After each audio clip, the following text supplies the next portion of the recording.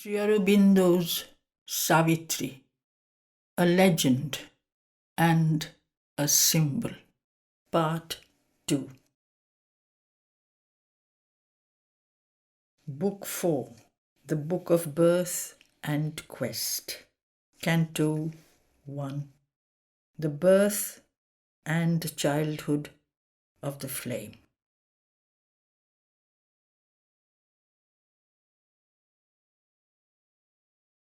A Maenad of the cycles of desire, around a light she must not dare to touch, hastening towards a far-off unknown goal, Earth followed the endless journey of the sun. A mind but half awake in the swing of the void on the bosom of inconscience dreamed out life, and bore this finite world of thought and deed across the immobile trance of the infinite. A vast, immutable silence with her ran. Prisoner of speed upon a jewelled wheel, she communed with the mystic heart in space. Amid the ambiguous stillness of the stars, she moved towards some undisclosed event, and her rhythm measured the long whirl of time. In ceaseless motion around the purple rim, day after day sped by like coloured spokes, and through a glamour of shifting hues of air, the seasons drew in linked significant dance the symbol pageant of the changing year. Across the burning languor of the soil paced summer with his pomp of violent noons, and stamped his tyranny of torrid light and the blue seal of a great burnished sky. Next, through its fiery swoon or clotted knot, rain tide burst in upon torn wings of heat, startled with lightnings, air's unquiet drowse, lashed with life-giving streams the torpid soil, overcast with flare and sound and storm-winged dark, the star-defended doors of heaven's dim sleep. Or from the gold eye of her paramour, covered with packed cloud veils, the earth's brown face. Armies of revolution crossed the time field. The clouds' unending march besieged the world. Tempests' pronunciamentos claimed the sky, and thunder drums announced the embattled gods. A traveller from unquiet neighbouring seas, the dense-maned monsoon rode neighing through earth's hours. Thick now the emissary javelins, enormous lightnings split the horizon's rim, and hurled from the quarters as from contending camps, married heaven's edges, steep and bare and blind. A surge and hiss, an onset of huge rain, the long straight sleet drift, clamours of winged storm charge, throngs of wind faces, rushing of wind feet, hurrying swept through the prone afflicted plains. Heaven's waters trailed and dribbled through the drowned land. Then all was a swift stride, a sibilant race, or all was tempest's shout and water's fall. A dimness sagged on the grey floor of day, its dingy sprawling length joined morn to eve. Wallowing in sludge and shower, it reached black dark. Day a half-darkness wore as its dull dress. Light looked into dawn's tarnished glass, and met its own face there, twin to a half-lit night's. Downpour and drip and seeping mist swayed all, and turned dry soil to bog and reeking mud. Earth was a quagmire, heaven a dismal block. None saw through dank, drenched weeks the dungeon sun. even when no turmoil vexed air's sombre rest, or a faint ray glimmered through weeping clouds as a sad smile gleams, veiled by returning tears. All promised brightness failed, at once denied, or soon condemned, died like a brief-lived hope. Then a last massive deluge thrashed dead mire, and a subsiding mutter left all still, or only the muddy creep of sinking floods, or only a whisper and green toss of trees. Earth's mood now changed. She lay in lulled repose. The hours went by with slow, contented tread. A wide and tranquil air remembered peace. Earth was the comrade of a happy sun. A calmness neared as of the approach of God. A light of musing trance lit soil and sky, and an identity and ecstasy filled meditation's solitary heart. A dream loitered in the dumb mind of space. Time opened its chambers of felicity.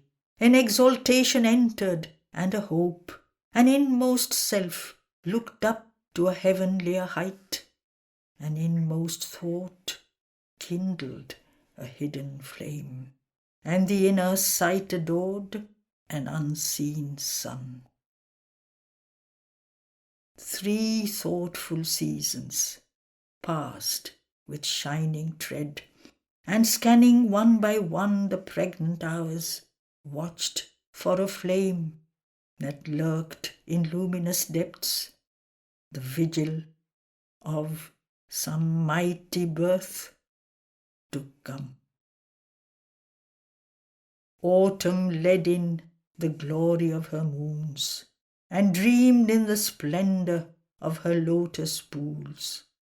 And winter and dew time laid their calm, cool hands on nature's bosom, still in a half sleep, and deepened with hues of lax and mellow ease the tranquil beauty of the waning year.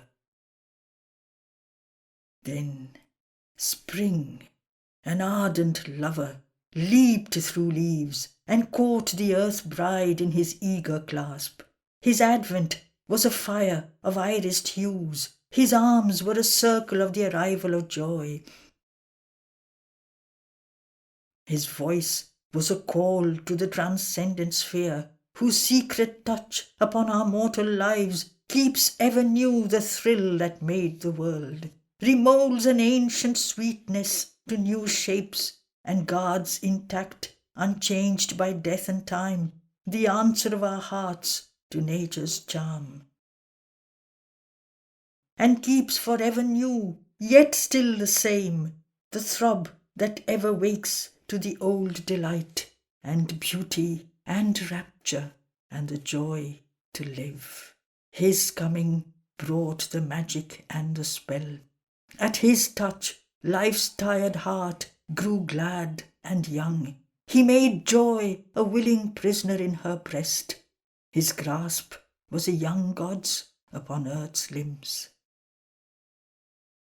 Changed by the passion of his divine outbreak, he made her body beautiful with his kiss. Impatient for felicity he came, high fluting with the koel's happy voice, his peacock turban trailing on the trees. His breath was a warm summons to delight. The dense voluptuous azure was his gaze. A soft celestial urge surprised the blood, rich with the instinct of God's sensuous joys. Revealed in beauty, a cadence was abroad, insistent on the rapture thrill in life. Immortal movements touched the fleeting hours. A godlike packed intensity of sense made it a passionate pleasure even to breathe. All sights and voices wove a single charm. The life of the enchanted globe became a storm of sweetness and of light and song, a revel of colour and of ecstasy, a hymn of rays, a litany of cries. A strain of choral priestly music sang, and swung on the swaying censer of the trees, a sacrifice of perfume filled the hours. Ashokas burnt in crimson spots of flame, pure like the breath of an unstained desire. White jasmines haunted the enamoured air. Pale mango blossoms fed the liquid voice of the love-maddened quail, and the brown bee muttered in fragrance with the honey buds. The sunlight was a great god's golden smile.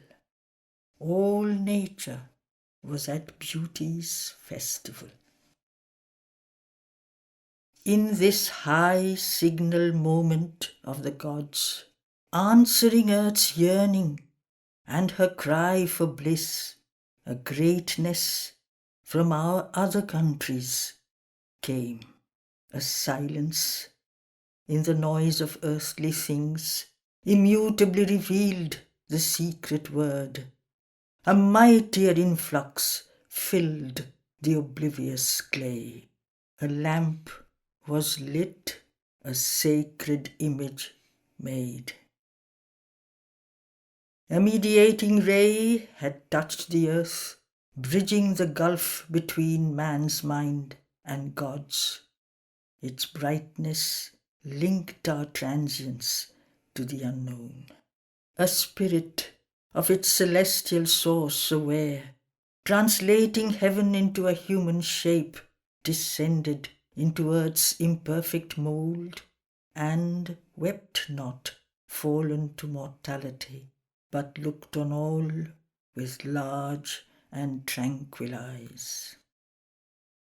One had returned from the transcendent plains, and bore anew the load of mortal breath, who had striven of old with our darkness and our pain. She took again her divine unfinished task. Survivor of death and the aeonic years, once more with her fathomless heart she fronted time. Again there was renewed, again revealed, the ancient closeness by earth vision veiled, the secret contact broken off in time, a consanguinity of earth and heaven, between the human portion toiling here and an as yet unborn and limitless force. Again the mystic deep attempt began, the daring wager of the cosmic game. For since upon this blind and whirling globe earth plasm first quivered with the illumining mind, and life invaded the material sheath, afflicting in conscience with the need to feel. Since in infinity's silence woke a word, a mother wisdom works in nature's breast, to pour delight on the heart of toil and want, and press perfection on life's tumbling powers, impose heaven's sentience on the obscure abyss, and make dumb matter conscious of its God. Although our fallen minds forget to climb, although our human stuff resists or breaks, she keeps her will that hopes to divinize clay. Failure cannot repress, defeat o'erthrow. Time cannot weary her, nor the void subdue. The ages have not made her passion less. No victory she admits of death or fate. Always she drives the soul to new attempt. Always her magical infinitude forces to aspire the inert brute elements. As one who has all infinity to waste, she scatters the seed of the eternal strength on a half-animate and crumbling mould. plants heaven's delight in the heart's passionate mire, pours Godhead seekings into a bare beast frame, hides immortality in a mask of death. Once more that will put on an earthly shape. A mind empowered from truth's immutable seat was framed for vision and interpreting act, and instruments were sovereignly designed to express divinity in terrestrial signs. Outlined by the pressure of this new descent, a lovelier body formed than earth had known. As yet a prophecy only and a hint, the glowing arc of a charmed unseen whole, it came into the sky of mortal life, bright like the crescent horn of a gold moon, returning in a faint illumined eve. At first glimmering like an unshaped idea, passive she lay, sheltered in wordless sleep, involved and drowned in matter's giant trance, an infant heart of the deep-caved world plan, in cradle of divine inconscience rocked by the universal ecstasy of the suns. Some missioned power in the half-vacant frame nursed a transcendent bird's dumb glorious seed, for which this vivid tenement was made. But soon the link of soul with form grew sure. Flooded was the dim cave with slow conscient light. The seed grew into a delicate, marvellous bud. The bud disclosed a great and heavenly bloom. At once she seemed to found a mightier race. Arrived upon the strange and dubious globe, the child, remembering inly a far home, lived, guarded in her spirit's luminous cell, alone mid men, in her diviner kind. Even in her childish movements could be felt the nearness of a light still kept from earth, feelings that only eternity could share, thoughts natural and native to the gods. As needing nothing but its own rapt flight, her nature dwelt in a strong separate air, like a strange bird with large rich-coloured breast that sojourns on a secret fruited bough, lost in the emerald glory of the woods, or flies above divine unreachable tops. Harmoniously she impressed the earth with heaven, aligned to a swift rhythm of sheer delight, and singing to themselves her days went by. Each minute was a throb of beauty's heart. The hours were tuned to a sweet-toned content, which asked for nothing, but took all life gave sovereignly, as her nature's inborn right. Near was her spirit to its parent sun, the breath within to the eternal joy. The first fair life that breaks from nature's swoon mounts in a line of rapture to the skies. Absorbed in its own happy urge, it lives sufficient to itself, yet turned to all. It has no seen communion with its world, no open converse with surrounding things. There is a oneness, native and occult, that needs no instruments and erects no form. In unison it grows with all that is. All contacts it assumes into its trance.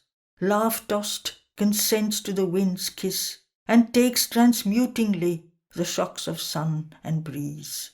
A blissful yearning riots in its leaves, a magic passion trembles in its blooms. Its boughs aspire, in hushed felicity. An occult Godhead of this beauty is cause, the spirit and intimate guest of all this charm, this sweetness' priestess and this reverie's muse. Invisibly protected from our sense, the dryad lives drenched in a deeper ray, and feels another air of storms and calms, and quivers inwardly with mystic rain. This, at a heavenlier height, was shown in her. Even when she bent to meet earth's intimacies, her spirit kept the stature of the gods. It stooped, but was not lost in matter's reign. A world translated was her gleaming mind, and marvel-mooned, bright, crowding fantasies fed with spiritual sustenance of dreams the ideal goddess in her house of gold. Aware of forms to which our eyes are closed, conscious of nearnesses we cannot feel, the power within her shaped her moulding sense in deeper figures than our surface types. An invisible sunlight ran within her veins and flooded her brain with heavenly brilliances that woke a wider sight than earth could know. Outlined in the sincerity of that ray, her springing childlike thoughts were richly turned into luminous patterns of her soul's deep truth. And from her eyes she cast another look on all around her than man's ignorant view. All objects were to her shapes of living selves, and she perceived a message from her kin in each awakening touch of outward things. Each was a symbol power, a vivid flash in the circuit of infinities half known. Nothing was alien or inanimate, nothing without its meaning or its goal. For with a greater nature she was one, as from the soil sprang glory of branch and flower, as from the animal's life rose thinking man, a new epiphany appeared in her. A mind of light, a life of rhythmic force, a body instinct with hidden divinity, prepared an image of the coming God. And when the slow rhyme of the expanding years and the rich murmurous swarm work of the days had honey-packed her sense and filled her limbs, accomplishing the moon orb of her grace, self-guarded in the silence of her strength, her solitary greatness was not less. Nearer the Godhead to the surface pressed, a sun replacing childhood's nebula, sovereign in a blue and lonely sky. Upward it rose to grasp the human scene. The strong inhabitant turned to watch her field. A lovelier light assumed her spirit brow, and sweet and solemn grew her musing gaze. Celestial human, deep, warm, slumbrous fires woke in the long-fringed glory of her eyes, like altar burnings in a mysteried shrine. Out of those crystal windows gleamed a will that brought a large significance to life. Holding her forehead's candid stainless face behind the student arch, a noble power of wisdom looked from light on transient things. A scout of victory in a vigil tower, her aspiration called high destiny down. A silent warrior based in her city of strength, inviolate, guarding truth's diamond throne. An Ecterus haloed moon, her passionate heart, loved all and spoke no word and made no sign, but kept her bosom's rapturous secrecy, a blissful, ardent, moved and voiceless world. Proud, swift and joyful, ran the wave of life within her like a stream in paradise. Many high gods dwelt in one beautiful home. Yet was her nature's orb a perfect whole, harmonious like a chant with many tones, immense and various like a universe. The body that held this greatness seemed almost an image made of heaven's transparent light. Its charm recalled things seen in vision's hours, a golden bridge spanning a fairy flood, a moon-touched palm tree, single by a lake, companion of the wide and glimmering peace, a murmur as of leaves in paradise, moving when feet of the immortals pass, a fiery halo over sleeping hills, a strange and starry head alone in night. End of Canto 1.